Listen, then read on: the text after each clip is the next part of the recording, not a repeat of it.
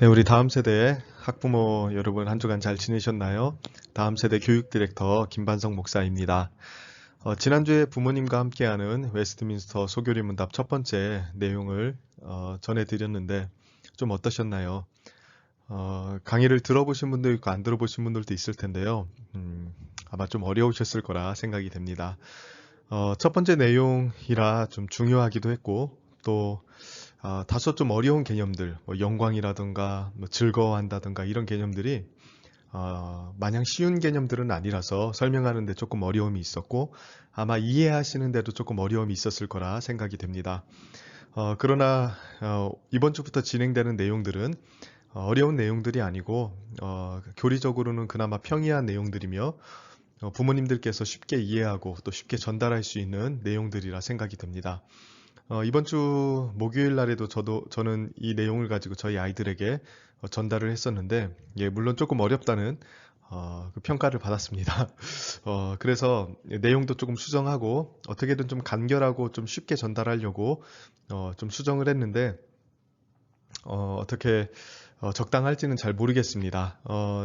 이 강의를 조금 들어보시고 또 설명을 해보시고 적극적으로 피드백을 주시면 제가 거기에 맞춰서 계속해서 조정해 나갈 수 있도록 하겠습니다. 오늘은 소교리 문답 두 번째입니다. 이문 이답이거든요. 성경에 관련된 내용을 조금 생각해 보도록 하겠습니다. 네, 먼저 지난주에 복습을 함께 진행하면서 강의를 시작하려고 합니다. 왜 복습을 먼저 진행하냐면 오늘 배우는 내용, 사실은 앞으로도 계속 배울 내용들이지만 이 모든 내용들이 일문일답과 연관이 되어 있기 때문에 그렇습니다.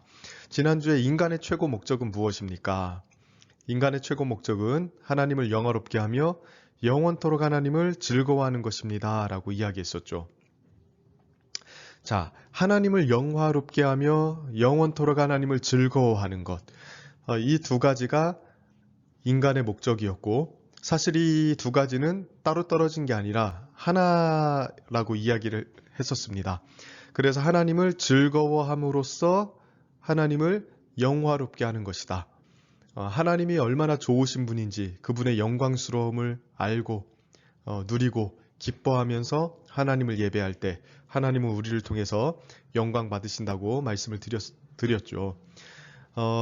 이제 오늘부터는 이 최고의 목적, 하나님을 영화롭게 하며 영원토록 하나님을 즐거워하는 이 최고의 목적을 이루기 위해서 그럼 우리가 무엇을 알아야 되고 어떻게 살면 좋을지를 본격적으로 살펴보도록 하겠습니다. 예, 오늘 질문은 이겁니다. 하나님을 영화롭게 하고 그를 영원토록 즐거워하는 게 우리의 목적인데 어떻게 그렇게 할 것인가? 어떻게 사는 것이 하나님을 영화롭게 하며 그분을 영원토록 즐거워하는 일인가? 어떻게 할 것인가? 이게 오늘 생각해 볼 내용입니다. 어떻게 살아야 하나님을 영화롭게 하며 그를 영원토록 즐거워할 것인가? 그리고 이 내용은 우리가 어디서부터 얻을 수 있는가? 거기에 대한 답을 주는 게 바로 소유리 문답 2문입니다. 질문을 한번 보실까요? 하나님을 영화롭게 하고 영원토록 즐거워하기 위해서, 이게 인간의 기본 목적이라고 했습니다. 인간의 이 존재 목적을 이루기 위해서 하나님이 우리에게 주신 법칙은 무엇입니까? 라고 이야기합니다. 자, 하나님이 하나님을 영화롭게 하고 즐거워하기 위해서 우리에게 무엇을 주셨다고요? 예, 법칙을 주셨습니다. 이 말은 뭐냐면 우리 마음대로 하나님을 영화롭게 하고 즐거워하기 위한 방법들을 만들어내서는 안 된다는 거예요. 하나님이 우리에게 가르쳐준 방식이 있고 그 방식대로 해야만 하나님을 바르게 영광스럽게 하고 하나님을 바르게 즐거워할 수 있습니다. 그리고 이 법칙대로 나아가야만 우리 인생의 바른 목적을 성취할 수 있는 거겠죠. 자, 그럼 답을 볼까요?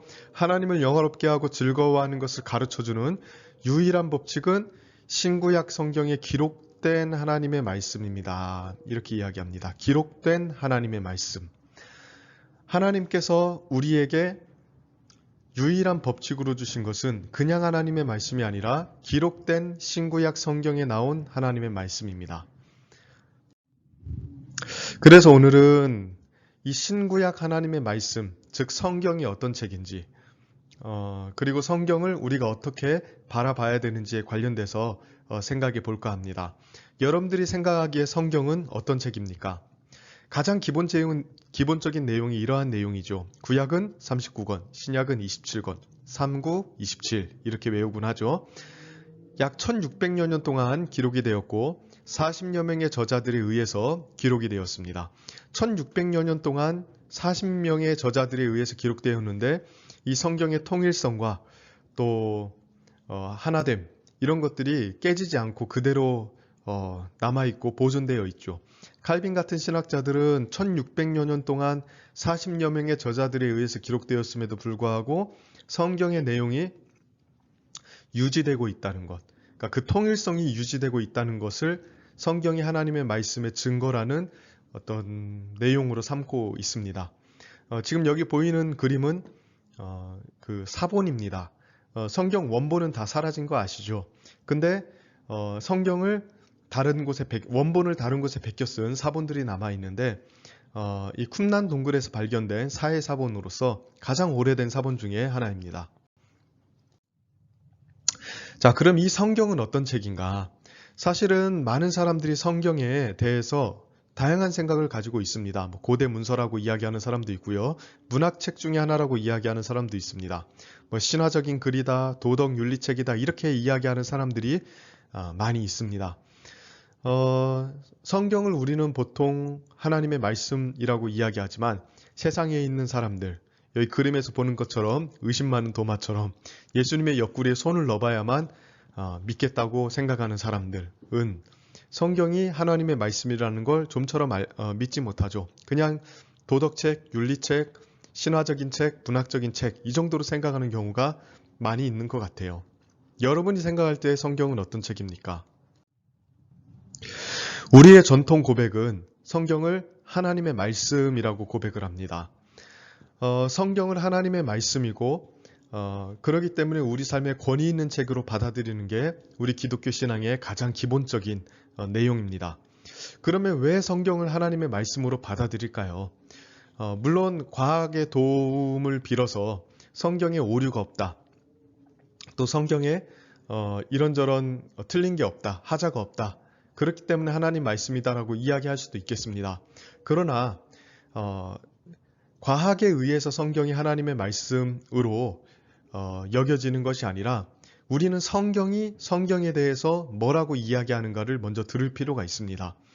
자, 과학이 실험을 해보니까 고고학적 조사나 이런 걸 해보니까 성경이 하나님의 말씀이더라, 틀린 게 없더라라고 입증해 준다면 사실은 과학의 권위에 빌어서 성경의 하나님 말씀됨을 우리가 인정하는 꼴이 되지 않습니까? 그러면 결과적으로는 과학이 하나님 말씀보다 우위에 있게 되는 겁니다.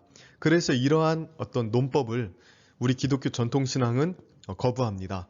그러면 성경이 왜 하나님의 말씀이고 성경이 어떻게 하나님의 말씀이라는 것을 알 수 있는가? 답은 간단합니다. 성경이 성경을 하나님의 말씀이라고 이야기하고 있기 때문입니다. 우리는 성경을 최종적인 권위 있는 말씀, 가장 높은 권위 있는 말씀으로 여기기 때문에 성경이 성경을 이런 말씀이다라고 이야기하는 걸 받아들입니다. 이번 강의에서는 크게 두 가지를 이야기하려고 합니다. 성경이 하나님의 말씀인 이유. 첫 번째로는 성경의 내용이 하나님을 알려주기 때문에 그렇습니다. 두 번째는 성경은 하나님께서 기록하셨기 때문입니다. 네, 먼저 첫 번째, 성경의 내용이 하나님을 알려주기 때문입니다. 성경의 내용에는 하나님이 어떠하신 분이신지, 하나님이 우리에게 무슨 말씀을 하셨는지, 하나님이 우리에게 원하시는 삶의 모습은 무엇인지 이러한 내용들이 담겨 있습니다. 그렇기 때문에 성경은 하나님의 말씀입니다. 문장화시켜서 이야기하면 이렇습니다. 같이 한번 읽어볼까요? 성경이 하나님의 말씀인 이유는 성경이 우리 힘으로는 알 수 없는 하나님을 보여주기 때문입니다. 자, 성경이 없었다면 우리는 우리 힘으로 하나님을 절대 알 수 없었을 것입니다. 그러나 성경을 통해서 하나님이 자기가 누구이신지를 우리에게 알게 하신 겁니다. 그렇기 때문에 성경을 하나님의 말씀이라고 여기는 겁니다. 기본적으로 우리 기독교 전통신앙에서는 우리의 힘으로는 하나님을 절대 알 수 없다고 고백을 합니다. 에베소서 4장 18절을 보면 그들의 총명이 어두워지고 라고 이야기합니다. 어두워졌다. 우리의 마음이 어둡고 우리의 총명이 어두워져서 하나님이라는 분을 스스로 알지 못한다고 이야기합니다. 하나님은 머리로 공부해서 알 수 있는 분이 아니고 또 상상력을 통해서 꾸며낼 수 있는 분이 아니라 하나님이 자기 자신을 알려주셔야만 우리가 하나님을 알 수 있습니다. 그런데 우리의 마음이 어둡기 때문에 하나님을 알 수 없다고 이야기하는 것입니다. 이사야 44장 18절 말씀도 마찬가지죠. 그들의 마음이 어두워졌다고 이야기합니다. 그래서 깨닫지 못한대요. 하나님께서 우리에게 말씀하시는 것, 알려주시는 것을 우리의 마음이 어두워서 깨닫지 못한다고 이야기합니다. 그러니 우리 스스로는 하나님이 어떠하신 분인지 알 수도 없고 깨달을 수 없다는 게 성경의 내용입니다. 성경이 말하는 바이죠. 나름대로 하나님을 알기 위한 다양한 시도들이 있었습니다. 공부를 이렇게 많이 하는 사람들도 있죠. 하나님을 알기 위해서. 그러나 수많은 책을 참고한다 하더라도 우리는 하나님이 어떠하신 분인지 결코 제대로 알 수 없습니다. 또 어떤 사람들은 나름대로 하나님이라는 분이 이런 분이실 것이다 라는 걸 상상을 통해서 추측하고 또 만들어내기도 합니다. 그 결과로 이러한 우상들이 만들어지는 거 아니겠습니까? 우상이라는 것은 다른 게 아니라 우리 마음속에 종교심이라는 게 있어요. 하나님을 알고자 하는 마음이 있는데 하나님이라는 분을 정확하게 알지 못하니까 자기 나름대로 상상과 추론을 통해서 만들어내는 겁니다. 그래서 이런 왜곡된 하나님이 이렇게 저렇게 만들어지는 거죠. 애초부터 하나님이라는 분은 없다라고 고백하는 사람들도 있습니다. 이런 사람들을 무신론자라고 이야기하죠. 현대의 가장 유명한 무신론자 리처드 도킨스인데요. 하나님이라는 존재는 만들어진 존재에 불과하다라고 이야기합니다. 그러니까 이러한 사람들이 오늘날 도처에 많이 있습니다. 또 어떤 사람들은 자기 나름대로 상상의 나래를 펼칩니다. 아인슈타인 같은 경우는 나는 자신의 창조물을 심판한다는 신을 상상할 수가 없다. 아인슈타인이 신이 없다고 생각했느냐? 그건 아닐 수 있습니다. 그러나 심판하는 하나님은 받아들일 수 없다라고 이야기한 겁니다. 그러니까 자기 생각과 자기 개념에 맞지 않은 신은 받아들이지 않았던 것이죠. 요즘 아주 핫한 책 중에 하나 유발 하라리의 사피엔스라는 책이 있습니다. 이 사피엔스라는 책은 그 인류의 어떤 탄생 그리고 발전 과정 이런 것들을 약간 진화론적 관점과 섞어서 거기에 굉장히 매력 있는 상상력을 덧붙여서 만든 건데 굉장히 젊은이들에게 요즘 인기 있었던 책입니다. 인류가 어떻게 탄생하게 되었냐 그리고 어떻게 발전할 것인가 이런 것들을 다룬 책인데요. 성경에는 인간이 하나님의 형상으로 창조되었다고 이야기하죠. 그러나 이 성경을 모르는 사람들은 나름대로 상상의 나래를 펼쳐서 그리고 나름대로 어떤 조사 내용에 근거해서 이러한 내용들을 만들어내는 것입니다. 그러니까 결론적으로 이야기하면 하나님의 계시인 성경이 없으면 하나님에 대해서 알 수도 없고 또 하나님이 만드신 세상에 대해서도 정확히 알 수 없는 것이죠. 칼빈은 이렇게 이야기했습니다. 전체 한번 읽어보시고요. 여기 표시된 부분만 한번 읽어볼게요. 그러므로 그들은 하나님께서 자기 자신을 제시하는 대로 그를 깨닫지 않고 자기들 자신이 추측하는 대로 그렇게 하나님을 상상하며 꾸며내는 것이다. 하나님이 자기 스스로에 대해서 알려주신 것대로 하나님을 받아들이는 게 아니라 나름대로 하나님을 상상해서 꾸며낸다고 이야기합니다. 기독교 강요 다른 부분을 보면 칼빈이 아주 통찰력 있는 이야기를 하는데 어거스틴의 말을 빌려서 이렇게 이야기를 해요. 인간의 마음은 우상을 생성해내는 공장이라고 이야기합니다. 그러니까 인간의 마음에 종교심이 있고 또 신을 추구하는 마음이 있는데 이게 무지함과 부패함과 뒤섞이다 보니까 자꾸 우상을 만들어낸다고 이야기하는 거예요. 이렇게 하나님을 알지 못하면 어떻게 합니까? 하나님께 영광 돌릴 수 없는 거 아닙니까? 하나님이 어떠하신 분이시고 무엇을 원하시는지 알지 못하는데 어떻게 하나님께 영광을 돌릴 수 있겠어요? 여기 조세호처럼 모르는데 어떻게 가요? 모르는데 어떻게 영광 돌릴 수 있겠습니까? 그래서 하나님께서 해결책으로 주신 게 있는데 바로 하나님의 말씀인 성경입니다. 시편 19편 7절을 보면 이렇게 이야기하죠. 여호와의 율법은 완전하여 영혼을 소성시키시며 여호와의 증거는 확실하여 우둔한 자를 지혜롭게 하며. 하나님의 말씀은 우둔한 자, 성경에 보면 어리석은 자를 하나님이 없다 하는 자를 어리석은 자라고 이야기하죠. 근데 이렇게 하나님이 없이 하나님을 부인하며 살아가는 사람을 지혜롭게 한대요. 참된 지혜란 무엇입니까? 하나님을 경외하는 게 참된 지혜 아닙니까? 그러니까 하나님의 말씀은 그 사람으로 하여금 하나님을 알게 해서 참되게 하나님을 경외하게 만든다는 거예요. 성경이 없으면 우리는 하나님을 알 수도 없고 하나님을 경외할 수도 없는 겁니다. 그래서 하나님께서 우리에게 성경을 주셨습니다. 성경이라는 건 뭐냐면 하나님께서 역사 속에서 말씀하시고 행동하시고 나타나셨는데 하나님의 말씀하심과 행동하심과 나타나심을 기록한 것이 성경입니다. 기록한 것. 그리고 이 성경은 이제 다 완성이 되었습니다. 지금도 물론 하나님 말씀할 수 있고 행동할 수 있고 나타날 수 있습니다. 그러나 우리는 완성된 하나님의 계시인 성경, 이 기록된 성경을 근거로 해서 하나님을 알 수 있고 또 하나님의 행동하심 속에 나타난 하나님의 뜻을 깨달을 수 있는 것이지, 성경을 제껴놓고 하나님 말씀을 듣는다든지 뭐가 보인다든지 이런 것들은 온전한 신앙의 행태가 아닙니다. 성경 하나면 충분합니다. 하나님을 알고 하나님의 뜻을 깨닫는 데 있어서 성경 하나면 부족하지 않습니다. 두 번째로, 성경은 어떤 책입니까? 하나님의 말씀인데 왜 하나님의 말씀입니까? 성경은 하나님께서 기록하셨기 때문에 하나님의 말씀입니다. 내용에 있어서도 하나님을 알려주지만 기록 방식에 있어서도 하나님에 의해서 기록이 된 겁니다. 그래서 문장화시켜서 이야기하면 성경이 하나님의 말씀인 이유는 하나님에 의해서 기록되었기 때문입니다.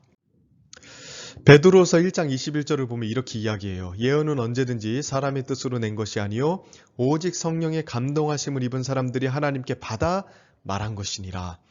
아까 40여 명의 저자들이 성경을 기록했다고 했는데, 이 40여 명의 저자들이 자기 나름대로 연구하고 공부하고 깨닫고 감동받은 것들을 썼을까요? 아니에요.